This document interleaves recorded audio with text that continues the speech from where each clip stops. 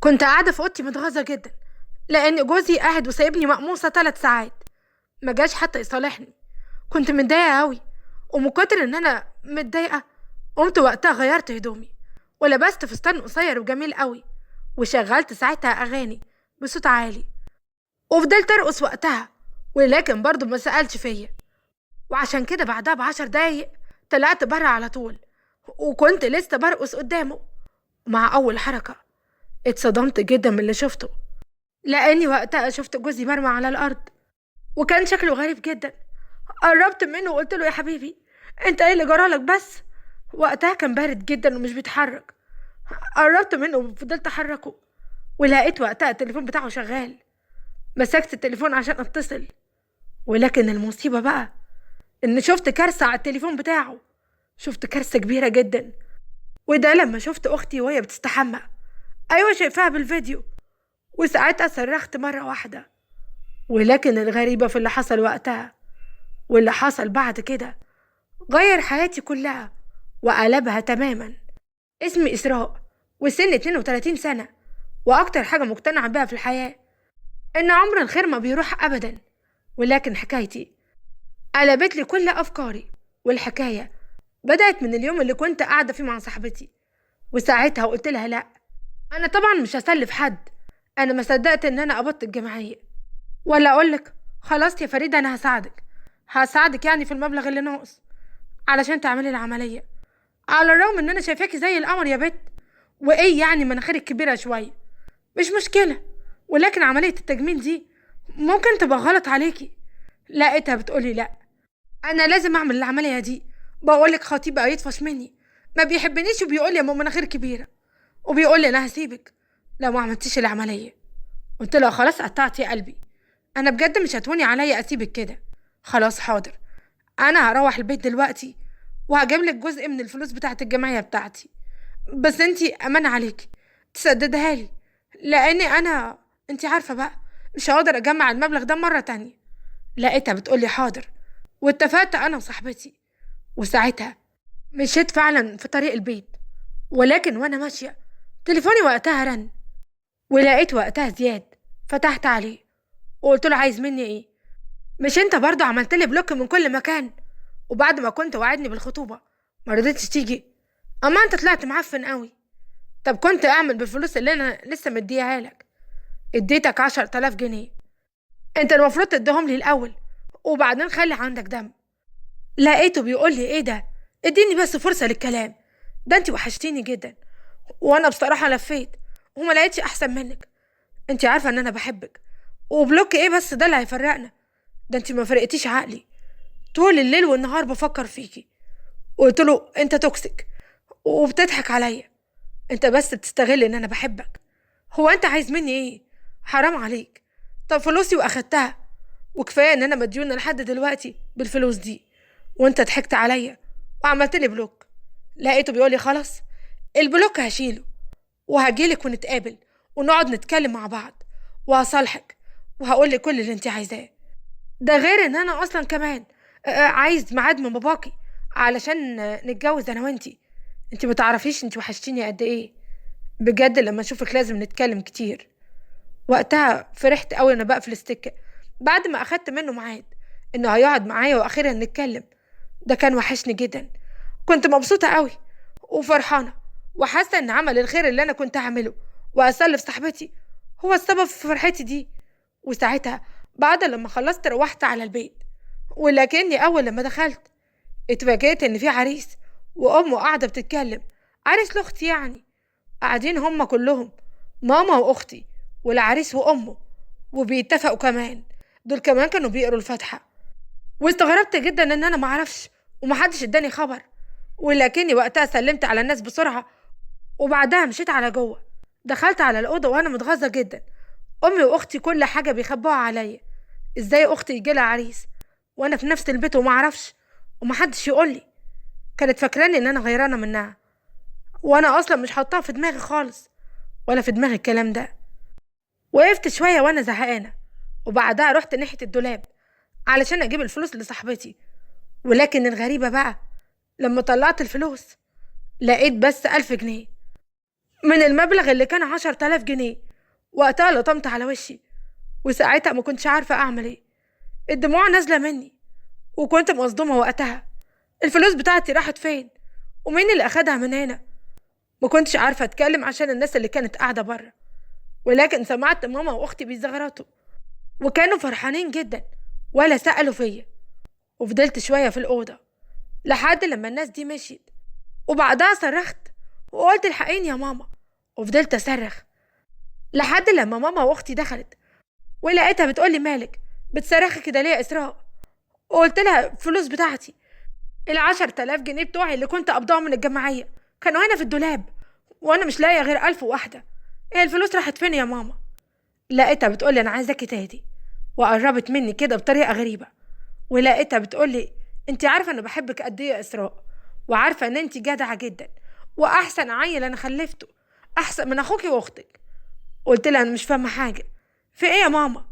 لقيتها بتقولي أختك الغلبانة دي العريس فاجئها كده، وقال إن هيجي يتقدم لها النهاردة، وهي بقى لا كان عندها فستان ولا حاجة تلبسها. ده غير إن إحنا بصراحة كده جبنا طقم الصيني اللي قدمنا فيه الجاتو والحاجة. ده غير برضو إن إحنا جبنا شوية حلويات بقى والكلام ده، والفلوس على كده استلفتها أنا منك، وكمان كام يوم كده هرجعها لك. وقتها صرخت في وشها وقلت لها ليه بتعامليني وحش وبتحبي اختي اكتر مني؟ وقلت ماشي، انما تاخدي فلوسي وتصرفيها عليها وعلى خطوبتها اللي انا اصلا معرفهاش، قاعده معاكم في نفس البيت وبتخونوني، بتعملوا كل حاجه من ورايا. هو انت بتحبيها ليه اكتر مني؟ طب انت حره، لكن فلوسي فين؟ لقيتها بتقولي هديها لك. ما توجعيش دماغي بقى يا بت، وانا بقولك انت اجدع عيله، ما تخلينيش اتنرفز عليكي، الفلوس اصلا اتصرفت. ما تخلينيش بقى اقولك اخبطي دماغك في الحيط، انا كمان كام يوم هجيبلك الفلوس لحد عندك.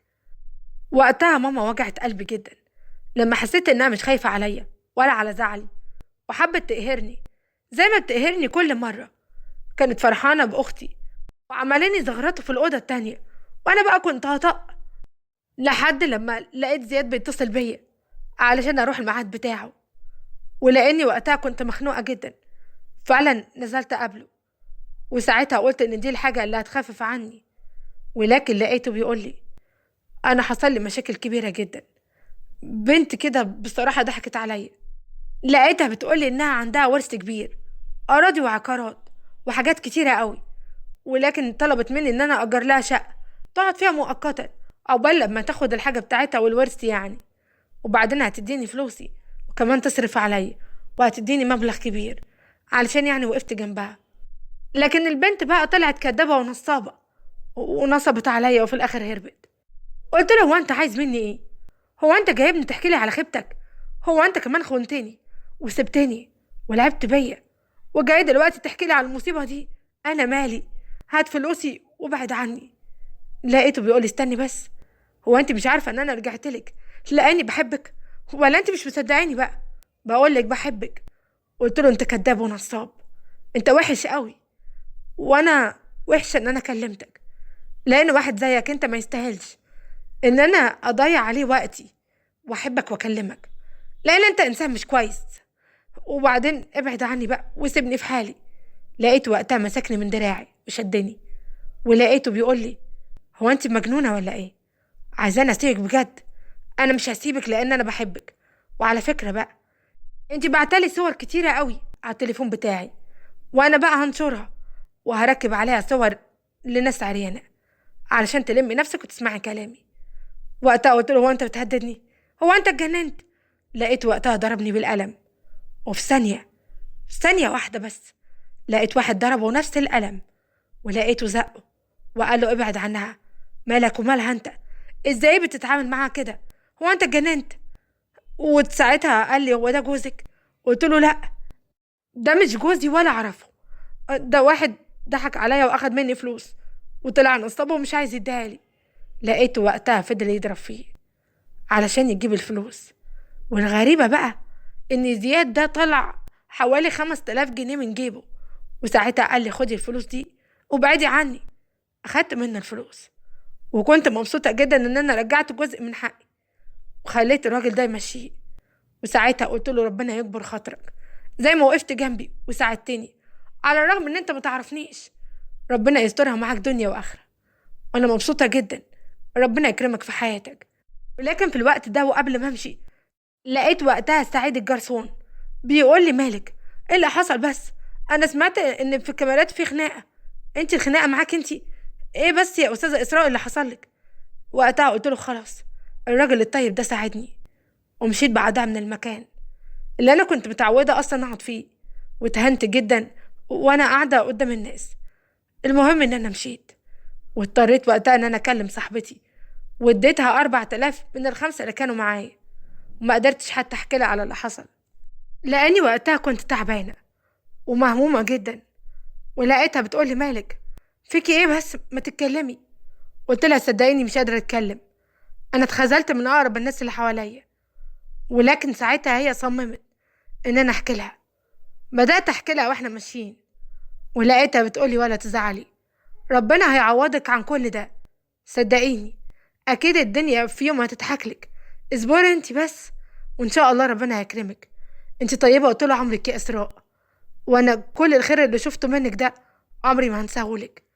وقتها كانت بتدعيلي من قلبها. وفي الوقت ده طلعت بسرعه البيت، دخلت وقفلت عليها الاوضه لاني ما كنتش عايزه حاجه تضايقني. لحد لما فجاه لقيت تليفوني بيرن، وكان رقم غريب. ساعتها كنسلت ونمت لاني كنت زهقانه. ولكن تاني يوم حاولت ان انا اعيش الحياه وافرفش كده، علشان كمان فاضل لي يوم واجازتي هتخلص واروح الشغل بتاعي. ولكن وانا بفكر لقيت تليفوني رن، وكان نفس الرقم اللي رن عليا قبلها بيوم. وفي الوقت ده رديت. والغريبه بقى ان لقيته نفس الشاب اللي واقف معايا في الكافيه، ولقيته بيقول لي عامله ايه دلوقتي؟ انت كويسه؟ انا عثمان اللي وقفت معاكي في الكافيه واتخانقت مع الولد. هو انا بصراحه كده بطمن عليكي. قلت له هو انت جبت رقمي منين؟ لقيته بيقول لي بصراحه كده. فضلت ازن على الجرسون لحد لما في الاخر وافق ان هو يديني رقمك، وقال يعني ان هو كان معاه من موقف حصل قبل كده. المهم ان انا عرفت اوصلك. انت كويسه؟ ولقيته وقتها بيطمن عليا وبيكلمني كويس جدا، ولاني وقتها كنت مخزوله وضعيفه طبعا وقتها اتكلمت معاه. ولكن الغريبه بقى ان لقيته بيطمن عليا بعدها بيوم، وكل يوم بيسأل عليا وفضل يستفسر مني عن حياتي. ولقيته طيب ومحترم جدا. ده غير ان انا لقيته جدي، يعني عايز يتجوزني على طول. والحكايه دي بقى فرحت قلبي، وقلت وقتها ان ربنا عوضني بواحد جدي يعني وعايز يتجوز.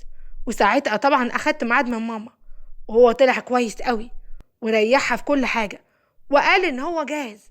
اصل هو كان بيحضر شقته وكان هيتجوز بنت تانية، ولكن على اخر وقت ما حصلش نصيب. وده اللي خلاني اتجوزت عثمان في خلال شهر ونص بس. كنت انا في بيته، وساعتها كنت مبسوطة جدا لانه كان بيعاملني كويس قوي اكتر ما انا كنت متخيلة، وكان شايلني من على الارض شيل. وعدى شهر واتنين وتلاتة كمان. في الوقت ده ماما واختي حسنوا معاملتهم معايا جدا، وانا لاني سبت لهم البيت ومشيت فكنت برضو بعملهم كويس، وما قطعتش علاقتي برضو بصاحبتي اللي كنت بحبها من قلبي. وعدت الايام والدنيا حلوة قوي لحد لما في يوم اختي كانت عندي، ولقيتها بتقول ان التليفون بتاعها وقع وباظ، ما كانش شغال يعني. وعلشان كده لقيت جوزي بيقول لها ما تزعليش، انا هوديه لواحد صاحبي هيصلحه وبكره هيكون عندك. كانت مبسوطة قوي وقتها، وانا كمان كنت مبسوطة لان جوزي طلع جدع. وفعلا تاني يوم ادى التليفون لاختي، وكان التليفون شغال كويس قوي، وانا فرحت بالموقف اللي عمله. ولكن الغريبة بقى ان زي ما يكون اتحسدنا، لان بعد الموقف ده بدأ يقلل معاملته معايا، وكمان بدأ يخاصمني كتير. وفي يوم كنا متخاصمين قعد 3 ايام ما يكلمنيش، وانا قلت هرقص قدامه واغيظه علشان يصالحني. ولكن الغريبة بقى ان انا بعد لما طلعت لقيته وقتها ميت، ولقيته بيتفرج على اختي وهي بتستحمى. وعرفت وقتها انها كانت بتكلم خطيبها في التليفون وسابت التليفون معاها، ولكن هو عمل برامج تجسس علشان يشوفها طول الوقت بالكاميرا ويعرف هي بتعمل ايه. وساعتها كان بيتفرج عليها في كل حتة وهي بتغير وهي بتستحمى، وهي بتعمل كل ده، والمصيبة الأكبر إنه مات وهو بيعمل كده. اتقهرت جدا على حظي وقتها، لأن طلعت من الجوازة دي بخسارة. خسرت وقتها نفسي وثقتي في الناس، وساعتها عرفت إن غلطي إن أنا اتجوزت واحد من غير ما أعرفه. ولكن الغريب بقى إني بعد يا دوبك 6 شهور جالي عريس تاني معاه ولد وبنت ومنفصل عن مراته. وساعتها كنت وقتها، لأني كنت نسيت جوزي الخاين ده، كنت مش عارفة أخد قرار. والغريبة إن هو عايز يتجوز برضه في 3 شهور لأنه مستعجل. ولحد دلوقتي أنا محتارة أوافق بالعريس ده ولا استنى وأقعد شوية في بيت أهلي من غير ما أخد أي قرار، لأن قرار الاستعجال المرة اللي فاتت ضيعني. أرجوكوا ساعدوني برأيكم وقولوا لي أعمل إيه. إيه عجبتكم القصة؟ ما تنسوش تضغطوا لايك وتشتركوا في القناة.